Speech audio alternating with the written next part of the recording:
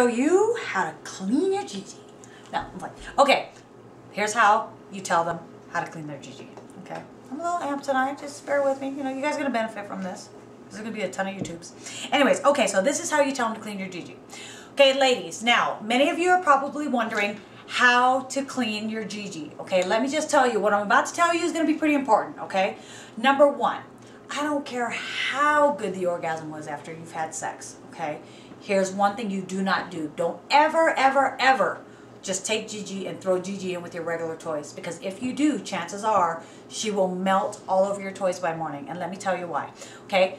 Sex toys are made of so many different types of plastics, silicones, rubbers, and jellies, okay? And what happens is, when you put them together, sometimes some of the color will bleed off of one onto the other, or what happens is some of them, when they get together, they get like a heated chemical reaction, okay?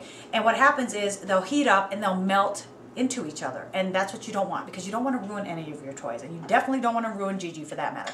So this is what I suggest you do, okay? Now, this is going to come as a surprise to you, ladies, but here's a word of advice that's very important. You never ever want to use antibacterial soap on your toys, and let me tell you why, okay? The reason for that is that antibacterial soap is a very, very harsh abrasive. So what it does is when you put it on, it breaks down the material of your toy. Okay, if you're an avid toy user, you will notice that your toys tend to shred, or they get little nicks in them.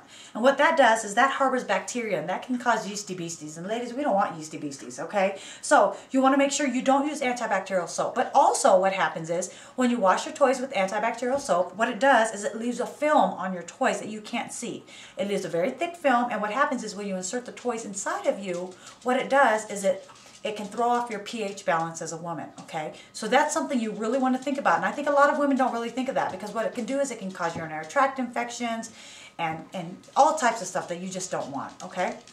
So what I suggest you do is this, okay? We have a product. It is called Clean and Simple Adult Toy Cleaner, okay? It's a very sensitive cleaner. This is designed specifically for sex toys only. So what you do, it comes in a convenient spray, which is really nice. We also have them in individual wipes, and also have them in individually wrapped wipes as well, okay, for like traveling and stuff like that. But anyways, this is the Clean and Simple Adult Toy Cleaner. It's a spray. What you do is you take gg.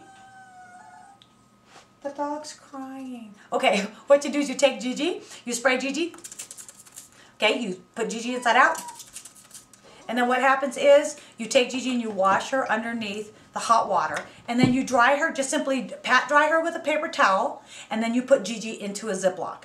That's it. Another thing that'd be good to prolong the life of your gg is maybe put a little talcum powder in it, or maybe some white chocolate passion powder. That'll also help relieve the stickiness that you can get from gg. Okay, but just keep that in mind. This is very, very important. So if you're going to purchase a gg, or if you're going to purchase any other toy for that matter, you definitely don't want... Sorry. See, this is what happens when you work from home.